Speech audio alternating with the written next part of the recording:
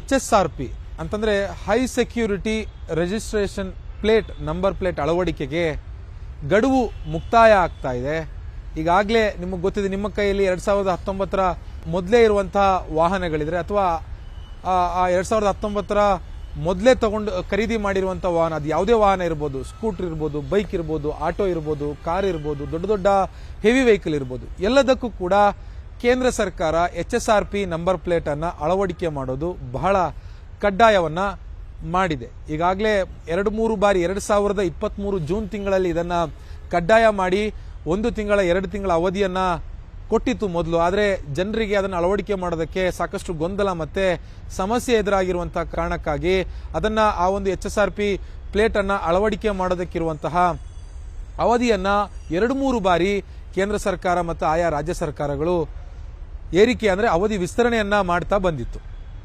So ಈಗ September 15ನೇ ತಾರೀಕಿಗೆ 3ನೇ ಗಡುವನ್ನ ಕೊಟ್ಟಿತ್ತು. ಸೆಪ್ಟೆಂಬರ್ 15ನೇ ತಾರೀಕಿನ ಒಳಗಾಗಿ ಕಡ್ಡಾಯವಾಗಿ HSRP ನಂಬರ್ ಪ್ಲೇಟ್ ಅನ್ನ ಅಳವಡಿಕೆ ಮಾಡಲೇಬೇಕು ಅನ್ನುವಂತ ಒಂದು ಆದೇಶವನ್ನ ಕೇಂದ್ರ ಸರ್ಕಾರ ಮತ್ತು ಆಯಾ ರಾಜ್ಯ ಸರ್ಕಾರದ ಮೂಲಕವಾಗಿ ಹೊರಡಿಸಿರುವಂತದ್ದು. ಸೊ ಇವತ್ತು ಸೆಪ್ಟೆಂಬರ್ 13, 2024 ಇನ್ನೇನು 2 ದಿನಗಳು ಅಂದ್ರೆ ಇವತ್ತು ಸೇರಿಸಿದ್ರೆ 3 ದಿನಗಳು ಮಾತ್ರ ಬಾಕಿ ಉಳಿದಿರುವಂತದ್ದು.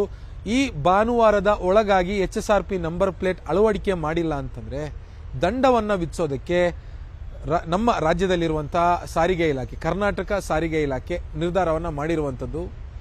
ಹಾಗಿದ್ರೆ ಎಷ್ಟು ದಂಡ ಇದೆ, ಇದನ್ನ ಹೇಗೆ ಅಪ್ಲೈ ಮಾಡೋದು, ಏನಿದಕ್ಕೊಂದು ಪರಿಹಾರ, ಸಾಕಷ್ಟು ಗೊಂದಲ ಇನ್ನೂ ಇದೆ. ಅದನ್ನ ಎಕ್ಸ್ಪ್ಲೈನ್ ಮಾಡ್ತಾ ಹೋಗ್ತೀನಿ. ಆದ್ರೆ ಅದಕ್ಕೂ ಮೊದಲು ನೀವಿನ್ನೂ ಕೂಡ ನ್ಯೂಸ್ 18 ಯೂಟ್ಯೂಬ್ ಚಾನೆಲ್ ಅನ್ನ ಸಬ್ಸ್ಕ್ರೈಬ್ ಮಾಡಿಲ್ಲ ಅಂತಂದ್ರೆ ಈ ಕೂಡಲೇ ಸಬ್ಸ್ಕ್ರೈಬ್ ಮಾಡಿ, ಜೊತೆಗೆ ನಮ್ಮ ಫೇಸ್ಬುಕ್ ಪೇಜ್ ಅನ್ನು ಕೂಡ ಫಾಲೋ ಮಾಡಿ. ನಿಮಗೆ ಗೊತ್ತಿದೆ, ಪ್ರತಿ ವಾಹನಗಳಿಗೂ ಕೂಡ ಒಂದು ಯುನೀಕ್ ಆಗಿರುವಂತಹ ನಂಬರ್ ಪ್ಲೇಟ್ ಅಂದ್ರೆ ಐಡೆಂಟಿಟಿ ನಂಬರ್ ಇರುತ್ತೆ. ನಮ್ಮ ರಾಜ್ಯದಲ್ಲಿ KA ಅಂತ ಶುರುವಾಗುತ್ತೆ. ಅದು KA ಅಂತ ಶುರುವಾಗಿ ಬೆಂಗಳೂರಿನಲ್ಲಾದ್ರೆ 01, 02, 03, 04, 05 ವರೆಗೂ ಕೂಡ ಬೆಂಗಳೂರಿನ ಆಸುಪಾಸಿನಲ್ಲಿ ಹೋಗುತ್ತೆ. ಇದೇ ರೀತಿಯಾಗಿ ಮಂಗಳೂರು K19, K20 ಉಡುಪಿ, ಹೀಗೆ ಒಂದೊಂದು ಜಿಲ್ಲೆಗಳಿಗೂ ಕೂಡ ಒಂದೊಂದು ರಿಜಿಸ್ಟ್ರೇಷನ್ ನಂಬರ್ ಇರುತ್ತೆ. ಆ ನಂಬರಿಗೆ ಅನುಗುಣವಾಗಿ ಒಂದೊಂದು ಗಾಡಿಗೂ ಕೂಡ ಒಂದು ಯುನೀಕ್ ಆಗಿರುವಂತಹ ಐಡೆಂಟಿಟಿ ನಂಬರ್ ಇರುತ್ತೆ. ಸೊ ಈಗ ಆ ಐಡೆಂಟಿಟಿ ನಂಬರ್ ಅನ್ನ ಮುದ್ರೆ ಮಾಡುವಂತ ನಂಬರ್ ಪ್ಲೇಟ್ ಏನಿದೆ, ಆ ನಂಬರ್ ಪ್ಲೇಟ್ ಇಂದಾಗಿ ಸಾಕಷ್ಟು ಸಮಸ್ಯೆ, ಅನಾನುಕೂಲ ಆಗ್ತಾ ಇರುವಂತದ್ದು. ಮುಖ್ಯವಾಗಿ ಒಂದು ಫೇಕ್ ನಂಬರ್ ಪ್ಲೇಟ್ಗಳನ್ನ ಅಳವಡಿಕೆ ಮಾಡ್ತಾರೆ ಜನ.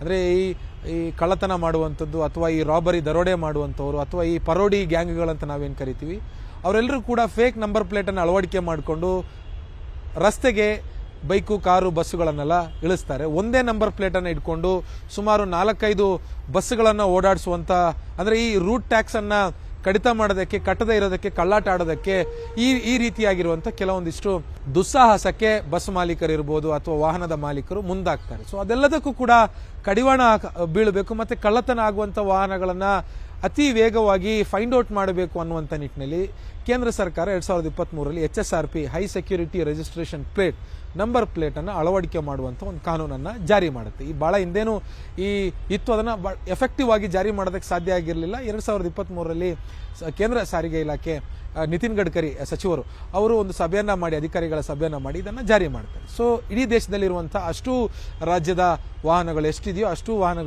ರಾಜ್ಯಗಳಲ್ಲಿ ಇದನ್ನ ಕಡ್ಡಾಯ ಮಾಡಿ ಜಾರಿ ಮಾಡ್ತಾರೆ. ಸೊ ನಮ್ಮ ರಾಜ್ಯಕ್ಕೆ ಬರೋದಾದ್ರೆ ನಮ್ಮ ರಾಜ್ಯದಲ್ಲೂ ಕೂಡ ಸಾಕಷ್ಟು ವಾಹನಗಳು ಇದೇ ರೀತಿಯಾಗಿರುವಂತಹ ಅವ್ಯವಹಾರಗಳ ಅಥವಾ ಇದೇ ರೀತಿಯಾಗಿರುವಂತಹ ನಾರ್ಮ್ಸ್ ಅನ್ನ, ಕಾನೂನನ್ನ ಗಾಳಿಗೆ ತೂರಿ ಗಾಡಿಯನ್ನ ಚಲಾಯಿಸುವಂತದ್ದು ಇದೆ.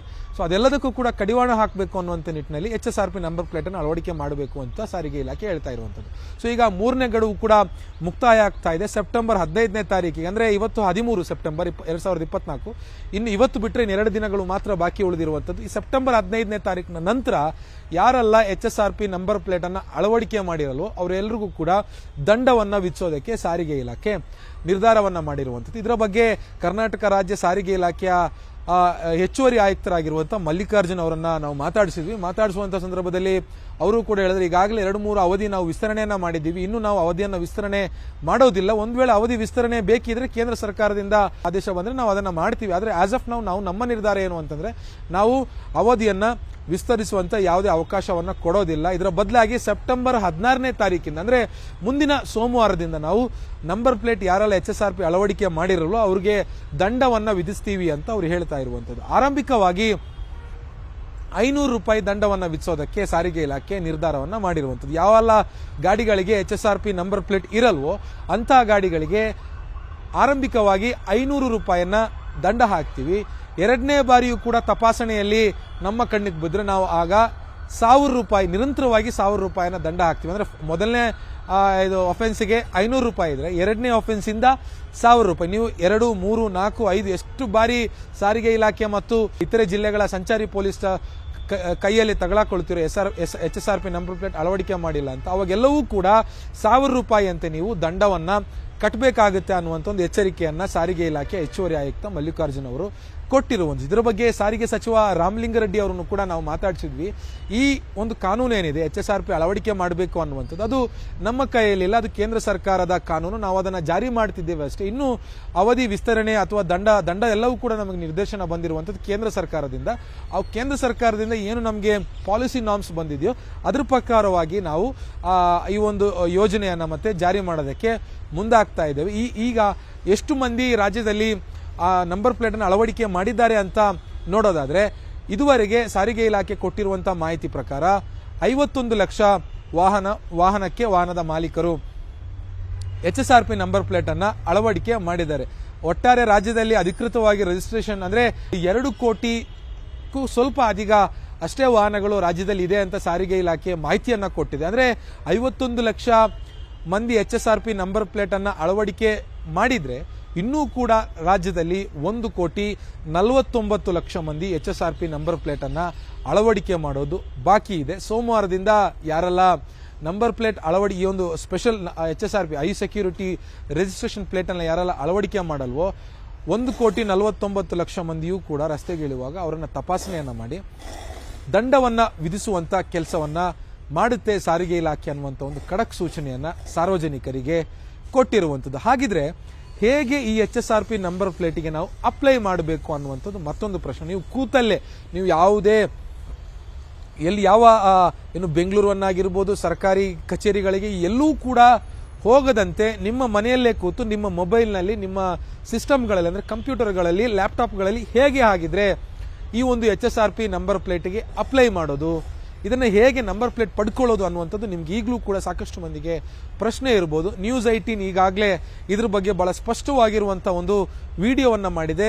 ಎಲ್ಲಿಂದ ಶುರುವಾಗಿ ಎಲ್ಲಿ ಕೊನೆಯಾಗುತ್ತೆ, ಯಾವೆಲ್ಲ ಡಾಕ್ಯುಮೆಂಟ್ಗಳು ಬೇಕು ಮತ್ತೆ ಹೇಗೆ ಇದನ್ನ ಅಪ್ಲೈ ಮಾಡಬೇಕು ಅನ್ನುವಂಥದ್ರ ಬಗ್ಗೆ ಒಂದು ಡೀಟೇಲ್ ಆಗಿರುವಂತಹ ಒಂದು ವಿಡಿಯೋವನ್ನ ಮಾಡಿದೆ. ಆ ವಿಡಿಯೋ ಲಿಂಕ್ ಅನ್ನ ಡಿಸ್ಕ್ರಿಪ್ಷನ್ ಅಲ್ಲಿ ಕೊಟ್ಟಿರ್ತೀವಿ. ಆ ವಿಡಿಯೋವನ್ನ ಫಾಲೋ ಮಾಡಿಕೊಂಡು ನೀವು ಕೂತಲ್ಲಿಂದಲೇ ನಿಮ್ಮ ಮೊಬೈಲ್ನಲ್ಲಿ, ನಿಮ್ಮ ಕಂಪ್ಯೂಟರ್ನಲ್ಲಿ, ನಿಮ್ಮ ಲ್ಯಾಪ್ಟಾಪ್ನಲ್ಲಿ ನೀವು HSRP ನಂಬರ್ ಪ್ಲೇಟ್ ಅನ್ನ ಮನೆಗೆ ತರಿಸ್ಕೊಳ್ಳುವಂತ ಒಂದು ವಿಧಾನವನ್ನ ಎಕ್ಸ್ಪ್ಲೈನ್ ಮಾಡಿದ್ವಿ. ಬಹಳ ಸುಲಭ ಇದೆ, ಬಹಳ ಸಣ್ಣ ವಿಡಿಯೋ, ದಯವಿಟ್ಟು ನೋಡಿ. ನೀವು ಯಾವುದೇ ರೀತಿಯಾಗಿರುವಂತಹ ಏನು ಸ್ಟ್ರೆಸ್ ಅಥವಾ ಲೈನಲ್ಲಿ ಕ್ಯೂ ನಿಲ್ಲದೆ ನಿಮಗೆ ಮನೆಗೆ ಖುದ್ದು ನೀವು HSRP ನಂಬರ್ ಪ್ಲೇಟ್ ಅನ್ನ ತರಿಸ್ಕೊಳ್ಬಹುದಾದಂತ ಒಂದು ವಿಧಾನವನ್ನ ನಾವು ನಿಮಗೆ ಎಕ್ಸ್ಪ್ಲೈನ್ ಮಾಡಿ ತೋರಿಸಿದೀವಿ. ದಯವಿಟ್ಟು ಆದಷ್ಟು ಬೇಗ ಇನ್ನು 2 ದಿನ ಬಾಕಿ ಉಳಿದಿರುವಂತದ್ದು HSRP ನಂಬರ್ ಪ್ಲೇಟ್ ಅನ್ನ ಅಳವಡಿಕೆ ಮಾಡಿ ಸಾರಿಗೆ ಇಲಾಖೆ ವಿಧಿಸ್ತಾ ಇರುವಂತಹ ದಂಡದಿಂದ ಪಾರಾಗಿ.